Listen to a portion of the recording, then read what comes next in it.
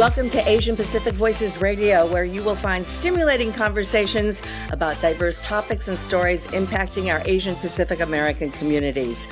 Hello to you. I'm Sasha Fu, your host, and today I'm honored to be speaking with a very exceptional woman who has an extraordinary life. Her name is Loida Lewis. She's a Filipino American, a businesswoman, entrepreneur, author, and advocate who has an astounding life story. She's been one of America's most powerful corporate executives as the head of TLC Beatrice International, a multinational billion-dollar food conglomerate that was actually founded by her late husband. And to this day, Loida Lewis continues to be an influential voice and a mover and shaker in the Filipino American community. Welcome, Mrs. Lewis, or may I call you Loida? Please call me Loida. And Sasha, thank you very much for having me. Oh, it's a pleasure to talk to you. I am blown away by how much you have accomplished in your lifetime. But let's start at the beginning. You grew up and were educated in the Philippines. Tell me a little bit about your childhood, your education, and why you decided to immigrate to the United States. Well, the immigration was really not in my plans or my father's plans. My father was an entrepreneur, and he wanted one of his children to be a lawyer. When I passed the bar in the Philippines, he sent me on a round-the-world trip. And that's it. Destiny struck. Destiny. I met Mr. Lewis. And you met Mr. Lewis. Yes, a large part of your biography is about your marriage to an extraordinary individual, Reginald Lewis, who was, I don't know how to describe. How would you describe your husband? He was a force of nature, wasn't he? He was. He was. Yes, definitely. That's why my original intention was to follow my father's dream to be a lawyer, politician, maybe all the way to become senator.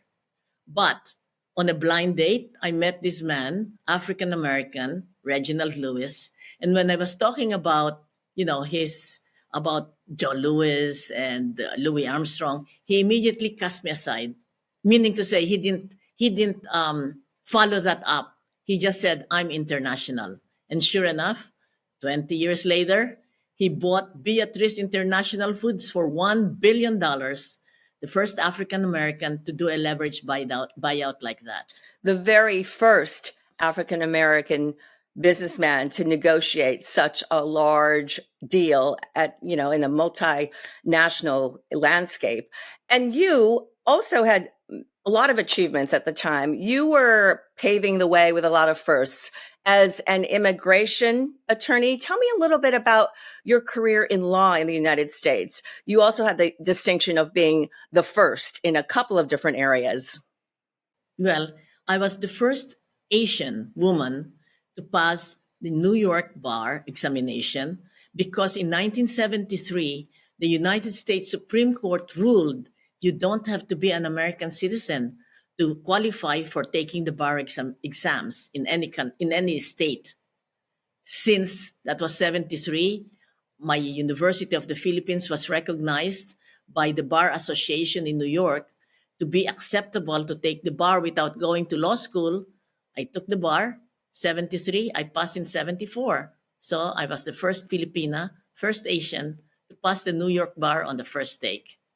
So you begin your legal career here in the United States in 1974. You are barred in the state of New York. But did you find that some people did not take you seriously because you were a woman and you were a woman of color? Yes, exactly. There were 11 positions at the INS, immigration. And I said, I like that. I want to be there because everyone, including myself, have problems with immigration. When I applied, 1 year later, I received this letter. You were not one of the 11 chosen. I said, what? I'm good. So I sued immigration for discrimination because of gender, because of national origin, and because of race. And 6 months later, after the judge heard my case, he said, yes, I've been discriminated against. Give her 3 years back pay. So I got 3 years back pay. 2 months of vacation leave. So actually the case resolved in your favor. You went to work for the INS as an immigration attorney. And still, there were other barriers to advancing because you were an Asian woman in the field of law. Well, they did not learn that I am not going to take any kind of discrimination sitting down. So after 1 year, when I was supposed to be, I was supposed to get the next grade, step 12. In the government, you have step 12 all the way to 15, and they didn't do it. I sued them again for image discrimination, and I won again. So they gave me 5,000. They were not going to mess around with you. $5,000. You were sending a message that you would not take things sitting down, that you would fight them using whatever you could, and you used your legal tools. I'm really interested in the romance and your courtship, your relationship with Reginald Lewis, a Black American man and a Filipino woman. And in that time, interracial relationships were not very common. What kind of reactions did you get among your peers and from society at large to this idea of an interracial couple?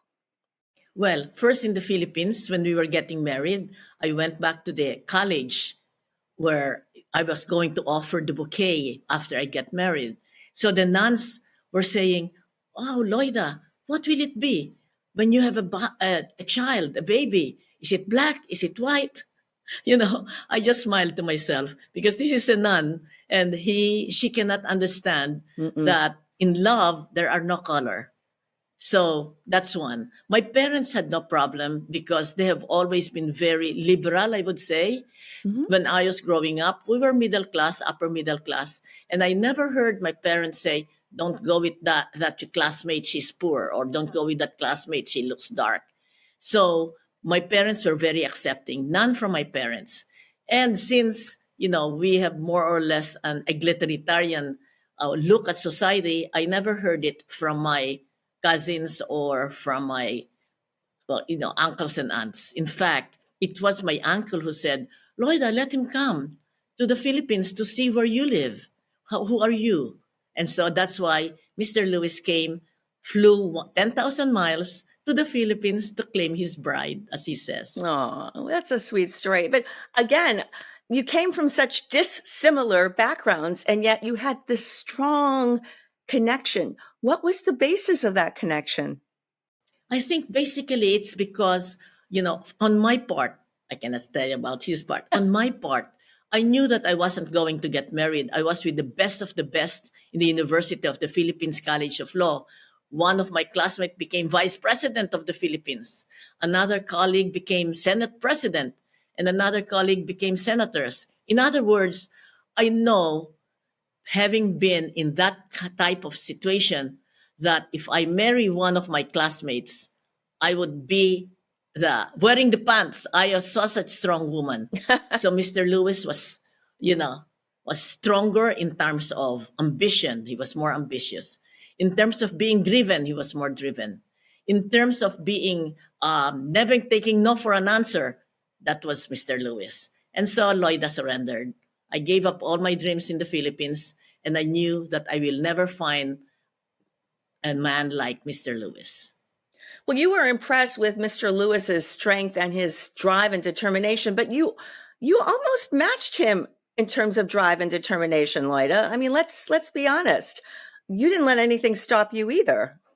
Well, this is what I would like to tell women. When you find someone who is better than you, then I hitch my wagon to the star. In other words, I was able to understand that what he can do, I cannot do. So I was I would say, I was the canvas on which the Picasso could draw his masterpiece. So I gave him all the support. And in fact, during one time when he was negotiating to buy Beatrice International, and he was saying, "Oh my God, I can't do it." I said, "No, darling, you can." And he said, "What do you know about the deal business?" I said, "No, I know nothing, but I know you. I know you can do it." So it's giving them, when you have a man, a black man especially, and he comes home and he tells you, oh, I did this and that, I should not have done it. You don't say, oh, that was stupid. You say, yeah, you were right, darling. He deserves it. You have to be very supportive, especially a black man, because in America, racism is still alive and well. So if you are the wife, as I was, you'll have to be very, very supportive, not to go into the negativity that he has, or he's already, is blaming himself for this or that. Then you have to uplift him. You have to give him support. Positive, and be always positive. You can do it. Well, don't worry. Another thing will come. Mr. Lewis, Reginald Lewis, was very fortunate that he had somebody like you at his side, because you are very fierce. I can tell that. You don't give up easily.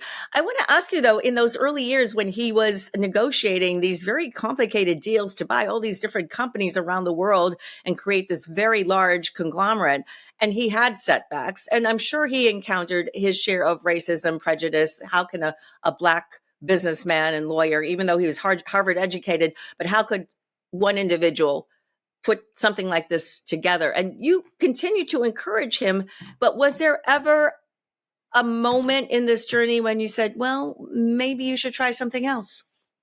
No, never. Why? Because I know he has great ambition. And so he should pursue it. Because, if I were the one and I have ambition, I would want my spouse, I would want him to support me. But you didn't ask me, how was it the first few years? That was tough. Why was it tough? Because, because he was just out there. When he comes home and I say something, and then he would come up with this, bleep, bleep, bleep, and F-U-C-K and S-H-I-T. And that almost like destroyed me. But who saved me? His mom. I would call his mom and say, Mom, I can't stand it anymore. So she gave me one good advice. I know, Loida, why don't you go to the bathroom, spit on it, flush it, you'll feel better. And I did. Wow. In other words, don't keep it within you. Don't keep it within you. Talk to somebody, and mom is always a good source. Well, thank goodness. That's one. And secondly, I understood. As a Black man, he is out there fighting monsters and dragons of discrimination, bigotry, insults.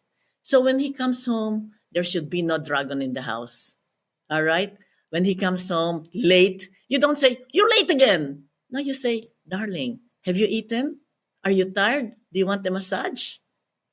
You should be the oasis in which he can come in and drink fresh water so that the next day he can go out and fight again. Wow. Very wise words. I'm sure that took a lot of strength in these very trying times. And you were also raising a family. At this point, you had one daughter. I know you eventually had two daughters, but you were also a young mother and practicing law. How did you juggle all these different roles? Oh, it was tough. Because I was doing all of those things. I was even buying real estate. So this is my advice to women like me who has a husband, children, career, and their own ambition to create. You can do it all, but not all at the same time. Oh. Because what happened to me? I got TB, tuberculosis. When did this happen? I didn't hear about it. My body suffered right there when I had my second daughter. So I have two daughters, 7 and a baby. I had a full-time job. Mr. Lewis was going after, the brass ring, and I was in real estate.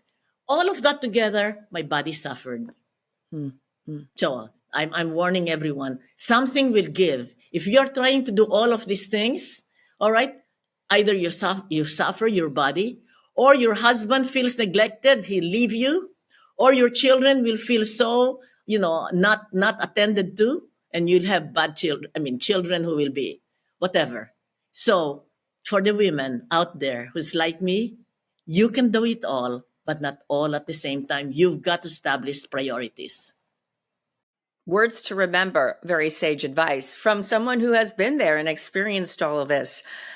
Of course, sometimes life gives us unexpected challenges, And I'm talking about what happened to you in 1993 when your husband, at the age of 50, was diagnosed with brain cancer and died about 6 or 8 weeks after that diagnosis. This was, of course, shocking to a young wife and mother.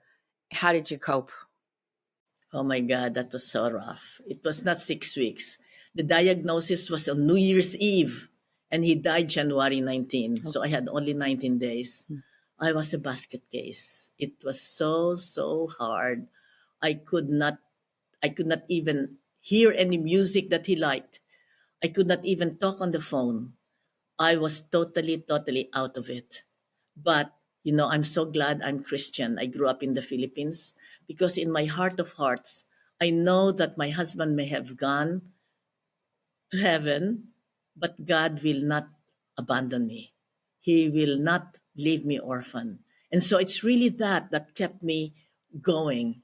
And, in a way, after 6 months, I sort of like got myself together. And the moment that came was in the morning when I woke up. The curtains I usually put down. And on this morning, suddenly somebody else put the curtains up. The sun was shining, and nobody else in the household did it. And so, in a way, it was, I don't know who did it, but in a way, I took it as God's message or promptings that now it's time to open the windows, let the curtains, let the sunshine in. And that's what happened. So maybe I sort of got myself together. Maybe it was a sign from above, because you did, from that point on, tackle a whole bunch of different challenges, including taking control as president and CEO of TLC Beatrice, the large conglomerate that your husband had founded. And that came with challenges because you were trained as a lawyer. What did you know about running a multi-million-dollar conglomerate? What did you know about that, Loida? Exactly. But they don't know I grew up with entrepreneurial father and mother. So common sense. When I took over, I knew that we were close to bankruptcy. So what do you do when your income is down? Because it rained in Spain and in France and everywhere else. And 50% of our business is ice cream. When your income is down and your expenses is up, it's common sense. Reduce your expenses, increase your income. And that's what I did. So you did a lot of cost cutting, which also involved firing some people. I guess you would call that. The first thing I sold was the company plane, because we don't need to spend $3 million just to maintain a plane. I can take commercial. I dismissed the limousines. We have limousines for rent out. We reduced the footprint of our office from 35,000 square foot to 10,000 square foot. And then, of course, I had to dismiss half of our corporate staff in New York from 35 to 10. Oh, my goodness. So all of that was painful. But you have to do things with grace and with compassion. So for all of my executives that I had dismissed, we agreed on a very generous termination pay. Mm-hmm. And for my support staff, I found a job with another law firm, and they're still there up to now. Profit with honor. Profit with honor. You said you got some early support because you grew up in a family of entrepreneurs. Your father was an entrepreneur, but still you had no playbook. You had no handbook for taking a failing company from being on the brink of bankruptcy to profitability. How did you find the confidence to do this outside of the fact that you grew up in an entrepreneurial family? Where did you find the confidence for this? Yes. Well, God graced me with sort of like perception or discernment. Uh-huh. So I chose 3 people. One to stay behind from the Beatrice organization. Mm-hmm. So I made him COO because he has been with Beatrice even before Mr. Lewis bought it. Mm-hmm. That's Dennis Jones. The other one I chose myself. The general counsel was my old boss, the boss who introduced me to Reginald Lewis. I got him as my general counsel because I knew I could trust him. And then the taxman, he was taxman for Beatrice organizations, very good. So those are the three. And then see my husband's accountant. So those are the four people I kept. All the rest, you know. Yeah. But that was a difficult period, taking the company from near failure to profitability. Was your intent always to eventually sell it, or was there ever another option on the table for you? Well, I remember what Mr. Lewis said: to create wealth, you must have merger and acquisition. And so it's really to create wealth, not to create an empire. And when the time came that we had the possibility of selling the supermarket at great profit. Why? Because in 1987, France had a law that says no more foreign companies can come and enter the supermarket field. So from, the market rose for any supermarket chain in France from, they call it multiple of their earnings. 35% multiple. That's like, wow. So time to sell the supermarket chain, which was 50% of our revenues. And we sold it at great profit. So I paid out all debt. So we had zero debt. From the 1 billion of Mr. Lewis debt, when he sold it, he was able to pay 50%. So we have 500 million. And then by the time I took over, there was 350 million. And so by selling the assets, we had zero debt. And that's the time to liquidate. Why liquidate? Because if I continue the company, the shareholders will not get any. And to give it to them as income, that's very high tax. Mm-hmm. But if you sell or you liquidate, income is only 20%. Mm-hmm. So it was a no-brainer. We have to liquidate. A no-brainer for someone as smart as you are. But I guess there is some truth to the old saying that timing is everything, right? Timing is everything. Oh. Yes, timing is everything. I want to talk to you about your career as an author, because you've written a couple of books. One of them is called How to Get a Green Card. What was your inspiration for writing that book? Well, before that, I had another book, primarily for Filipino veterans of World War II, because during that time, United States took out the immigration officer. So after 60 years, U.S. Congress allowed them to become American citizens. So how a Filipino veteran of World War II can become an American citizen.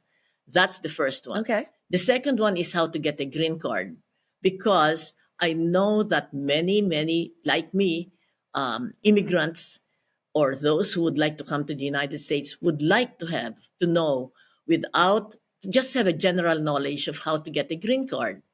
And the third, really, I would say, is Mr. Lewis' book. When he died, he was in the process of writing his book, but he could not finish it. He died. I said it is important that people would know how he made it. A man coming from very humble beginnings and yet rising to the very top of corporate America. Mm-hmm. So I found a writer, Blair Walker, who I gave him all the names, around 100 names. He interviewed and he finished it.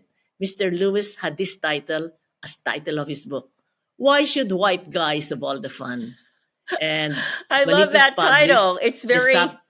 Why should white guys have all the fun? Have all the fun, yeah. Yes. That's a great title. Yes. The subtitle is How Reginald Lewis Created a $1 billion business empire. It was 1995. And for the past 20 years, I have been going around and talking about that book. Mm. But just like Katharine Graham, who wrote her biography when she turned 75, I said, I would do that too. That's why by the time I was 75, I said, I have to finish this book. And it took me 5 years. So when I was 80, I finished the book. It was published. And the title is, Why Should Guys Have All the Fun? How an Asian American story of love, marriage, motherhood, and running $1 billion empire. And running a $1 billion empire. All significant Yeah, achievements. that's my book. That came out, I believe it was published last year, right? And Last year, yeah. yes. And what kind of responses have you gotten to your book? Well, I'm now on my fourth printing from Wiley and Sons. Yes. So first printing, second, third, and I'm now on my fourth. Well, what are people telling you about after reading this story, this sort of inspirational story about this young woman who decided nothing was going to stand in her way? Yes, many of them are saying that they are inspired because, so many things were a hindrance to wherever I wanted to go. And so I tell them the three secrets of success, of my success. G is goal setting. You must always have a goal. Okay. O is obedience to a code of ethics. You must you must walk this straight and narrow, because once you disobey, if you break the law, or if you are very dishonest, then people will not trust you. Okay, so that's obedience to a code of ethics. Okay. And the third one is determination.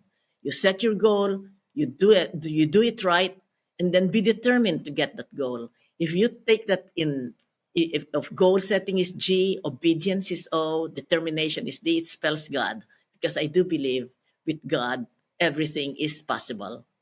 I love that. I love that you are actually living those principles. Your life is a testament to those principles. When people look at you and see that what you have done, what is the one or two things that you hear from other people who they say, how did you do this? How did you do this? What can you, I mean, in addition to the GOD, the principles, what else can you tell people about being able to pursue your dreams, even though other people say it's not possible? And I tell them, don't listen to the others. Look into yourself. Find out who you are, because you have many things that others do not have. So if you always compare, if you always think, what will other people think of me? It's a hindrance. Why are you going to, they don't care about you. I mean, meaning to say, why are you going to say, what will he? Look within yourself. What is it you want to do? What is it that you can be of service? You can be useful. And whatever it is, then do it. Do it well. Do it with heart. Do it with love. And you'll be happy. I'm curious, Loida, about what you think of our American society and the world in general in terms of people being able to accept our differences, our cultural differences, our racial differences, our ethnic differences. In 2020, with COVID, we saw the rise of anti-Asian hate. We saw racial unrest in the United States after the killing of George Floyd. It was a difficult period for Americans who had to ask ourselves, why do we have feelings like this? Why do we have these overt demonstrations of racism towards each other, towards other Americans? What is your perception of where we've come in terms of fighting racism? I think we have done, we have moved, but there are forces in the United States, and you know it in this political situation, when they want to bring us back, back where people of color are not respected. I mean, it's very, very important in this time, in this election, that United States, that Americans choose which way do you want to go? Back to where there's hate because you're different. Let's face it, America was occupied by the American Indians, by Native Americans. So all of us were immigrants, and just because for the first group of Europeans that came here, and for the slavery that was brought in by the Europeans to till our land in the United States in 1619, starting there is the original sin of the United States, slavery. And that's still there after, 400 years. So what do I want to tell? I have some hope that the young people will be raised up according to our principle of the United States. a greater union that all men and women are created equal. And so I have hope that the young people today in 2024 will see with their heart and with their mind and choose the right person to, to lead the United States, not a convicted felon, not a sexual predator, not somebody whose goal is just himself. Okay? And we have, for the first time, a woman who happens to be Black and Asian, a woman who is running for president. And women does it differently. I won't say better, but differently and always with heart. And that's Kamala Harris and Mr. Walz. So I'm so happy to see them together because I think that's the winning team. And that's the future where America will once again be this beacon, the star of the free world. I'm talking to a lot of people about, as you know, this is a very troubling political period where we have a lot of different forces at play.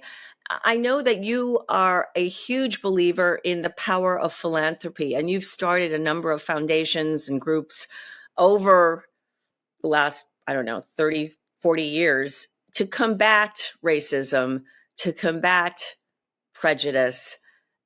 Are those foundations still doing the work that you envisioned? Yes, actually, Mr. Lewis founded it in 1987 when he bought Beatrice International. And it's still after 35 years where we celebrated it last year.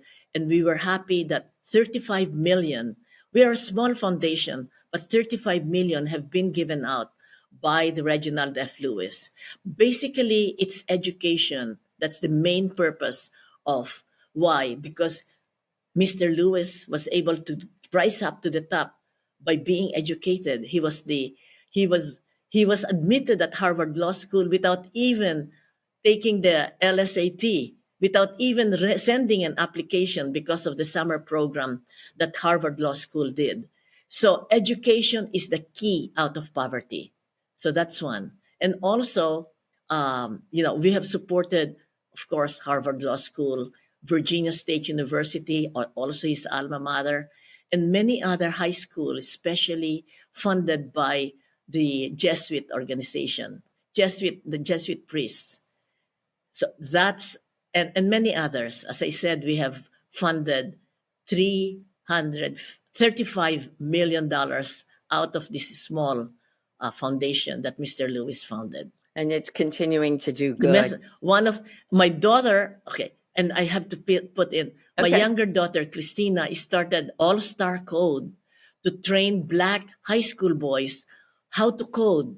And I'm so happy that more than 1,000 have graduated from that course, and they have finished college, computer or minor in computer, and they're earning six figures, not flipping burgers, but they are in Meta, in Amazon.com, in Google, and many other technology. The seven, not only the seven top companies of technology, but many others. So those are some of the things I'm proud of. What a wonderful gift. What a wonderful gift, this gift of education and learning. Thank you so much, Loida Lewis, for sharing your remarkable story of achievement and, of course, that remarkable storybook romance. What an incredible life you've had. And, of course, we're so happy that you've been able to share your pearls of wisdom. We'd love to hear, of course, from our audience who is listening to Asian Pacific Voices. And we'd like to ask our guests and listeners for suggestions for future topics and guests. Also, be sure to subscribe to your favorite podcast platform, as well as follow us on Facebook, Instagram, and on our YouTube channel. Asian Pacific Voices Radio is produced by Asian Culture and Media Alliance, a nonprofit that empowers our Asian and Pacific American communities with a voice through the media arts. If you would like to support our program, you can visit us at AsianPacificVoicesRadio.com. I'm Sasha Fu, your host for today's episode. Thanks so much for listening. Please join us next time for another exciting and thought-provoking episode of Asian Pacific Voices Radio. Until then, take care. Thank you, Sasha, and go to also to Loida.Lewis. LoidaLewis.com. LoidaLewis.com. Thank you. God bless.